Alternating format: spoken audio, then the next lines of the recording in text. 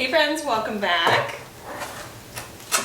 As you can see, we are busy. It is that time of season or we have so many things to preserve.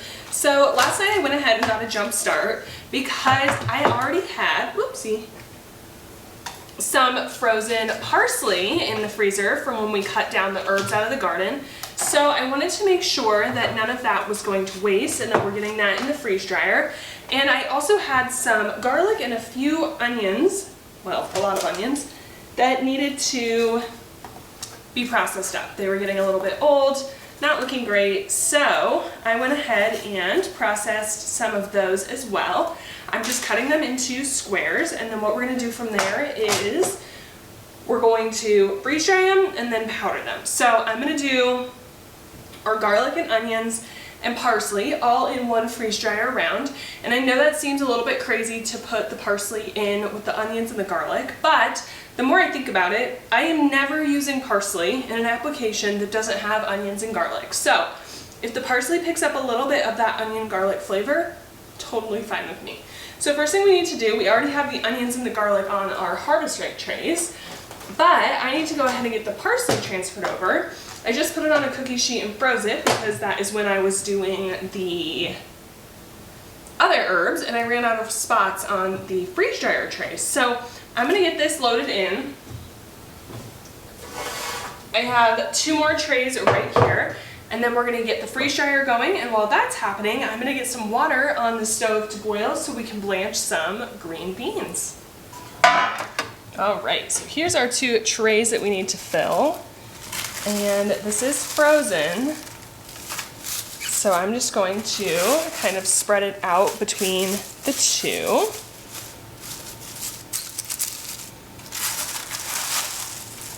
It smells so good. Oh my gosh. That's what I absolutely love about freeze drying. You don't lose like the quality. You get that fresh garden flavor all year round. It's ready to go. I'm so excited.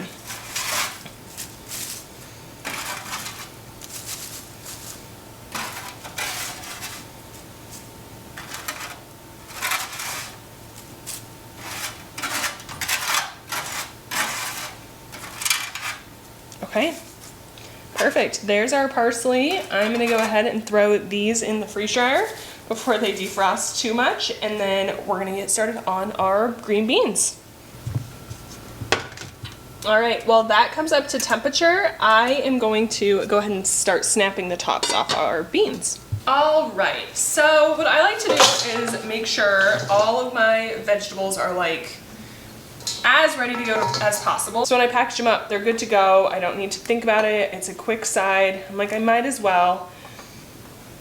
I feel like I might as well take the time now to just prep it while I'm already in the zone and just get them ready. So all I'm doing is popping the tops off of my green beans. So what I like to do is just bend it, and then wherever it pops is where it needs to get released. So there, we didn't lose very much. If some of the green beans are a little bit older, you will lose the top a little bit more. And I know a lot of people will break the top off of one and then cut all of them the same.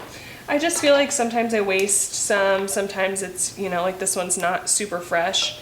So I just like to do it individually. I honestly don't mind this. I have very vivid memories of snapping the tops off of beans with my mom growing up. So for me, I don't really mind it. So I'm just gonna turn on a podcast and just listen away and get these that's hard to say, tops popped off.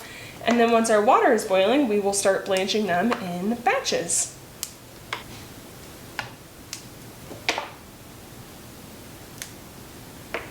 Okay, our water is boiling. So here's all of the green beans that have the stems taken off so far. And while these finish, I'm gonna wrap up the rest. And we're just gonna blanch these for 3 to 4 minutes. Hopefully 3. And then we'll pull them out and they'll be good to go. This water is raging. So I'm gonna remove all our beans from the water, and ideally you would have iced water, but I have the world's tiniest ice maker, so we're just using very, very cold water. And the reason that you blanch your beans before you freeze them is it helps keep them crispy and it keeps that really bright color. So if you, I mean, you totally can just freeze your beans and not blanch them, but you do risk the chance of them becoming a lot more mushy.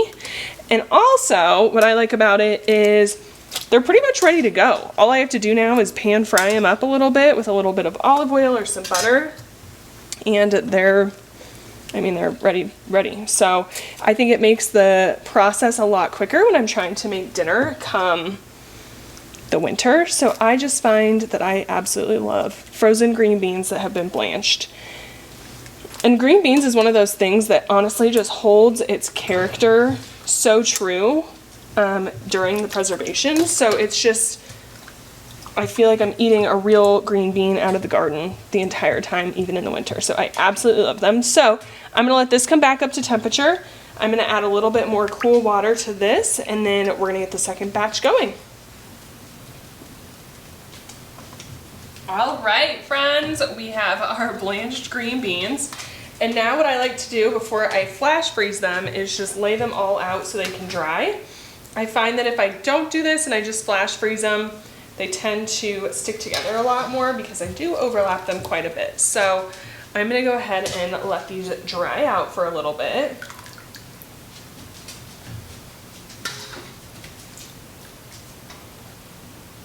And this only takes a couple of minutes, so it's perfect because while these dry, I can reset the kitchen a little bit. These smell so good. I love green beans. All right, perfect. I'm gonna let these dry out and reset the kitchen, and then we'll get these all put on our cookie sheet. These look perfect, so now with my clean hands, I'm just gonna distribute them across these two cookie sheets. And that's totally fine if they overlap because we did dry them. And then the reason I put parchment paper down is it keeps them from sticking to the metal, so you can get them off a lot quicker and a lot easier. So totally up to you. Great part about the parchment paper is you can keep reusing it throughout the preservation season because it is being used for basically the same thing. You're always putting vegetables on a cookie sheet on them. So I find that super nice, and I'm just gonna get these spread out, taken out to the freezer, and then we're just gonna let these freeze while we start working on our next projects. And there we have them. Out to the freezer these go. The next thing we're gonna get going on is probably one of our favorite recipes that I discovered this year, and it is brownies with zucchini. They are so dang good, but what I figured out is you can keep your brownies the same exact recipe, but bake them a little bit more, and it makes the best chocolate cake. And I usually do not like cake. Sam's a big cake fan though. So I try to make it for him on like special occasions, you know, birthdays, that type of thing. But these are the best thing I've ever had. I had a square baking dish of these, and I literally ate the entire pan in a day and a half. So these are just the seeds I'm pulling out. They're gonna go to the chickens, will not go to waste. And I am going to just kind of freezer prep. This side's not looking great, so we're gonna take that off. I've freezer prepped in the past a lot of cookies. I've done, oh, what else? I don't know.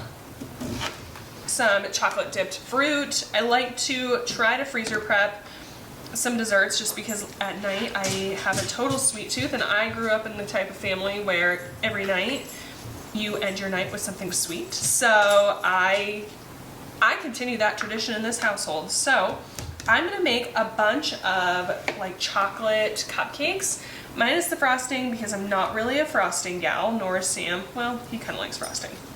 We're not doing the frosting. It makes it a little bit tough with the freezer. So I'm gonna go ahead and get all of these zucchinis, oopsie, Arrow will enjoy that, all of these zucchinis shredded up. I'm not worrying about peeling them or anything like that. And then just depending on how many zucchinis we have, that is going to dictate how many batches or cupcakes we're making. So let's get these all chopped up and then we'll get to shredding. So before this will start, you have to get the lid clicked in. So I need to cut some of these pieces down a little bit.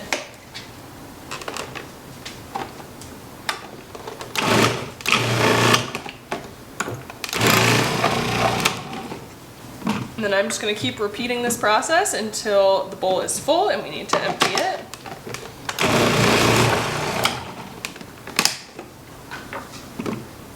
It's nice because once you get a good thing going, it's very, very quick.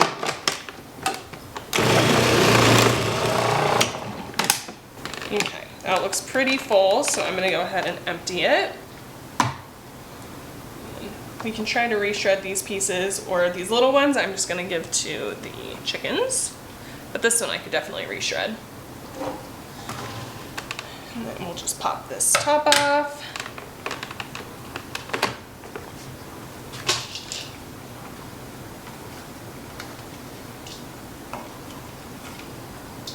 And then I'm just going to keep repeating this process until we get it all shredded. Oops.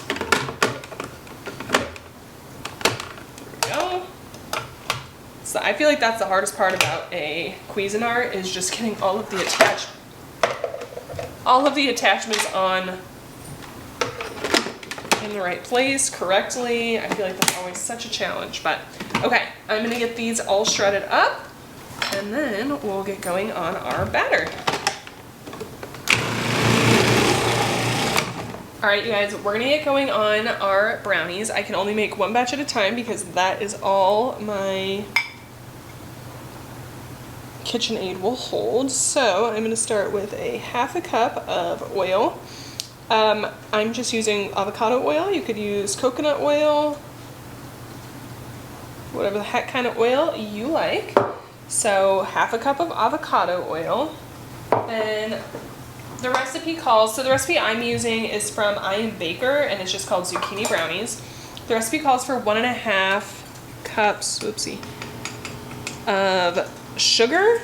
I'm just gonna do, golly, this is, whoa, okay, be better than me, break your sugar up a little bit. I'm gonna do a little over 1 cup, so I did like 1.25 cups. I made quite the mess here. Let me clean this sugar up real quick. To that, we're gonna add 1 tablespoon of vanilla. And I'm gonna do an aggressive tablespoon, because I always do. And we're just gonna mix that together. All right, next we're gonna add in 2 cups of flour.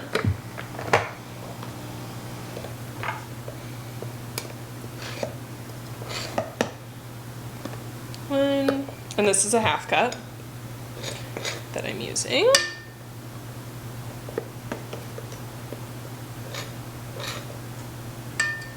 3, 4. Perfect. We're gonna add a half a cup of cocoa powder, and I know that seems like a crazy amount, but it really makes it so chocolatey and good. Measure that in. I've never gone through so much cocoa powder in my life until I started making this recipe. Cool. We'll call that a half cup. Then we need 1.5 teaspoons of baking soda.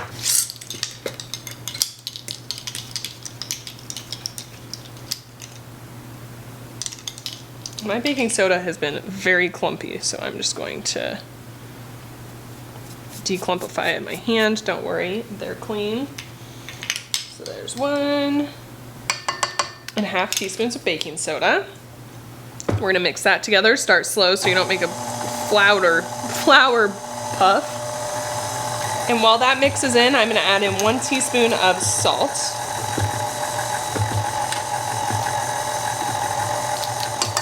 As well. And I know this looks, other oven is ready, so those are preheated to 350 degrees. And this is exactly how you want it to look. I know it looks crazy dry. The first time I made this, I was like, yeah, absolutely no way. but I promise it will come together. Okay, that looks good. And now we're gonna add in 3 cups of shredded zucchini. And this is where the moisture comes from. You don't drain your zucchini, just leave it as is. 2.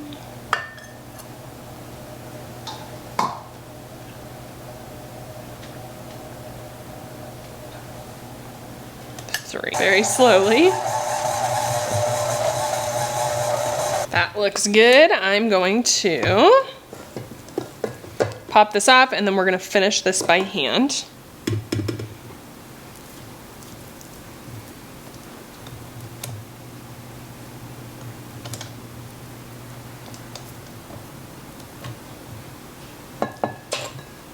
I'm going to keep this close because we will be making more batches. All right, I'm going to finish folding in our zucchini.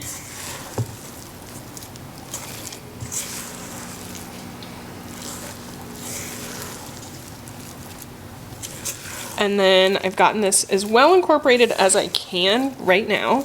So we're gonna let this batter sit for 5 minutes and let some of the moisture get pulled out of the zucchini. All right, now while that batter is resting, I'm gonna get these prepped. And I am just going to use cupcake liners because we're making so many. It makes it about 1,000,000 times easier to clean up and keep batches going and going. So I just have these white cupcake liners. All right, so you can see how much the batter has come together. I'm gonna just add in some chocolate chips. We'll give those a nice mix around. Perfect, and then we're gonna load our little cupcake liners.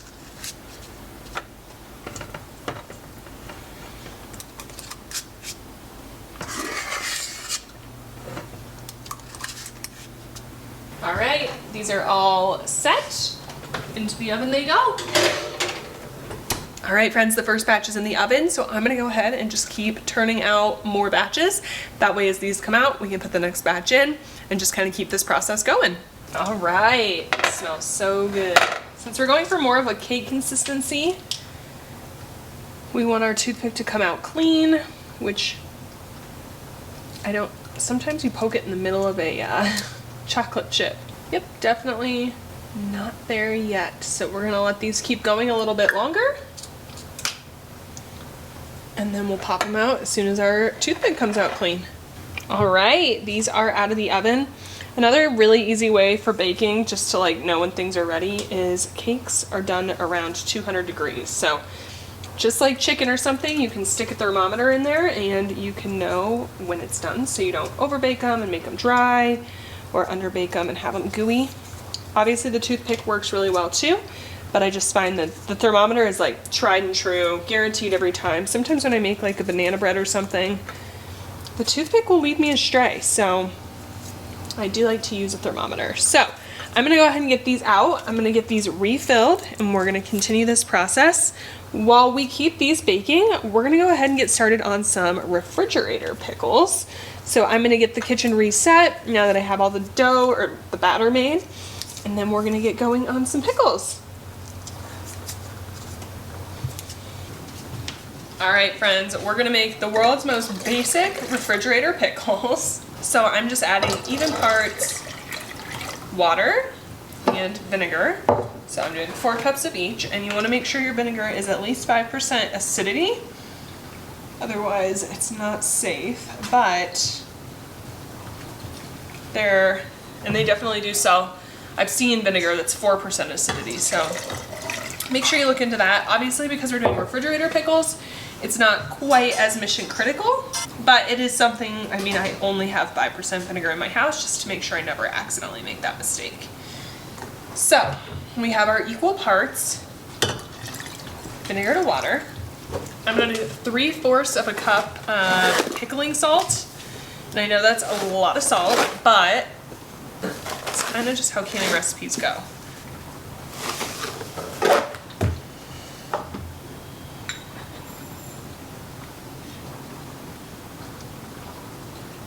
I'm clearly losing my brain because that was 1/3 of a cup. I'm glad I just noticed that. So I need 3/4 of a cup. And if you don't have actual canning salt, non-iodized salt is the exact same thing. And the reason you want non-iodized is it just makes it a lot less cloudy. So if you were actually canning, this is way more important, but I still like to treat it as if we are. So I'm gonna do a half a cup of sugar.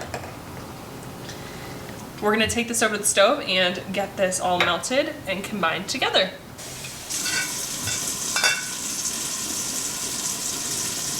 So those jars have just been sitting with warm water, just trying to get them to become basically the same temperature as the brine that we're about to put in. So what I'm gonna do here is just get these jars loaded up with pickles. I honestly had no idea how many jars we would need, so I'm not gonna put the seasonings in until we know how many.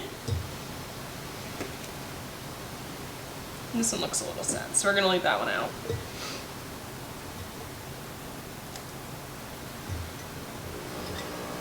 And if you are using big cucumbers, you can definitely just cut them down and make little chips out of them. Okay, looks like we're gonna need 3. And once you get the liquid in, it does kind of help them all situate in a little bit better, so they're not fitting perfectly. Don't worry, the liquid will help with that. Okay. Next, I'm just gonna put in a good amount of, this is freeze-dried garlic. Then I just have a little bit of dill seed. I definitely wish I had more, so I'm just gonna split that between the 3. And then I don't have mustard seed, but I do have a little mustard powder, so I'm gonna put some of that in just because it gives it a nice flavor.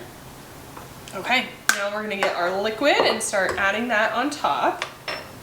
And what I love about wide mouth jars is they're so much easier to fill. So again, this is just that brine that we made together. It's been boiling for about 10 minutes with a lid on top. So it's been covered. Again, if I was actually canning this, I would not have changed the recipe whatsoever, but I'm not, so I feel okay about it. Perfect, there's one. And the reason that I'm doing this kind of pickle is we have a ton of the other kind. Well, not a ton, but enough to get us through another year.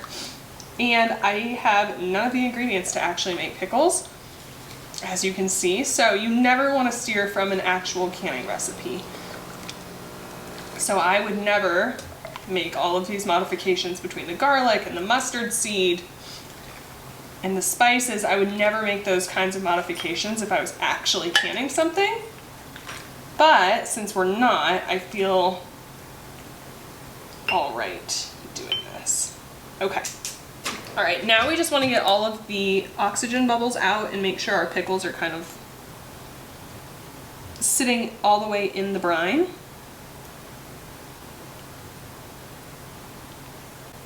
So I'm just using the stick and just kind of running it along the outside. Again, if we were actually canning this, we would not have filled these quite this far, and we'd be a lot more careful with the bubbles. Okay, this jar, now that we've got everything situated, needs more.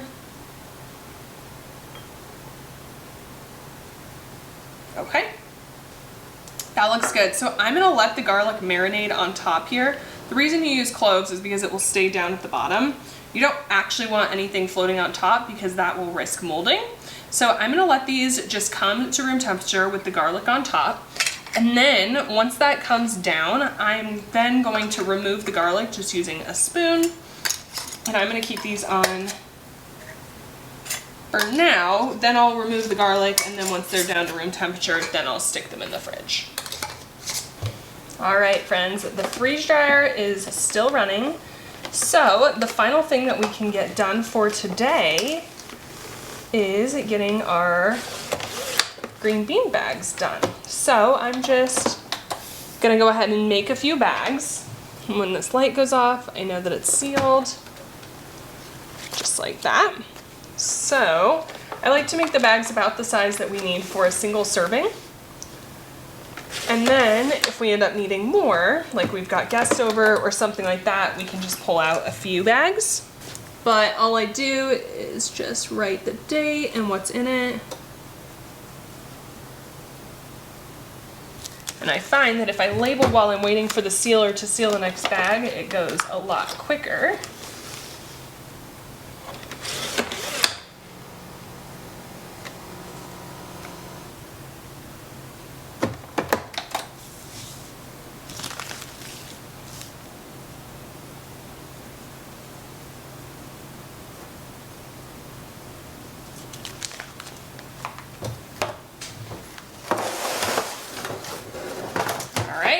These are nice and frozen. All right, so I'm just going ahead and loading in some green beans. This is not a science by any means. I just like to see about how many I think it will take for us for a meal. Honestly, I feel like that's too many. And then I'm gonna go ahead and just seal them up. We have had this food saver for 3 years, 4 years, 3 years.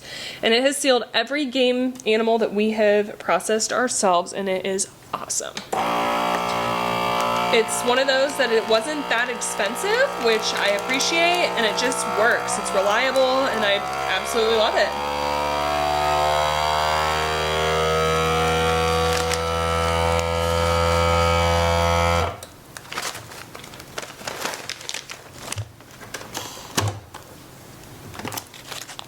There we have it. It's that simple. And what I love about the food saver is we can keep these green beans for this year. We can keep them next year.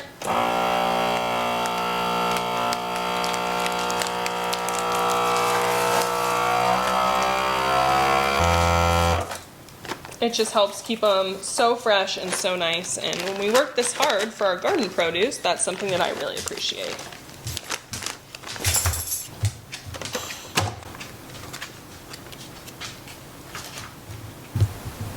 Alright friends, here is our progress for today. I'm still making more cupcakes.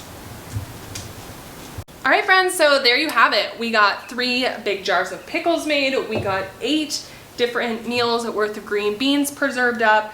We got over 50 chocolate zucchini muffins. And then we also have, remember, our garlic, onion, and parsley all down in the freeze dryer still. So that'll still take about 24 hours, but I'm super happy with all of the preservation that we got done today. I still have a ton to do. I'm sure you've maybe seen the corn sitting behind me. I have a room full of peaches and nectarines and pears. So we still have a lot to do, but I'm gonna call it quits for today. It was super productive and I'm happy with the progress we made. If you enjoyed today's video, please consider giving it a thumbs up and subscribing so you don't miss any of our other preservation, gardening type videos. And I will catch you all in the next one. Thank you so much for being here. I appreciate each and every one of you. Bye, friend.